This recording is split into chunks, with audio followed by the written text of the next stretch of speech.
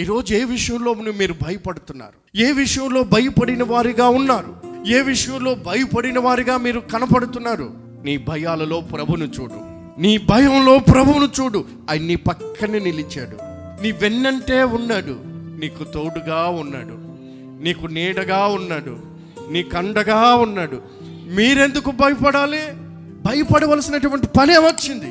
ఆర్థిక ఇబ్బందులా భయపడద్దు, కుటుంబ సమస్యలా భయపడద్దు, ఉద్యోగాలలో వ్యాపారాలలో కలవరమా మీరు భయపడద్దు. నా ప్రభు అయినటువంటి యేసుక్రీస్తు వారు శరీరధారిగా జీవిస్తున్నటువంటి ఆ దినాలలో భయపడకండి అని 366 సార్లు అన్నాడు. సంవత్సరానికి లీవ్ సంవత్సరంతో లెక్కేసుకుంటే ఎన్ని దినాలండి? 366 దినాలు. ప్రతిరోజు కూడా ప్రభు అంటున్నాడు, మీరు భయపడొద్దు.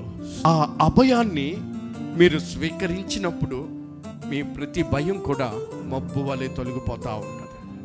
యేసు నాతో ఉన్నాడు, నాకు భయం లేదు. యేసు నాతో ఉన్నాడు, నాకు దిగులు లేదు. యేసు నాతో ఉన్నాడు, నాకు చింత లేదు. ఎందుకో తెలుసా? నా ప్రభు మీ కుడి చేతి పట్టుకుని చెప్తున్నాడు,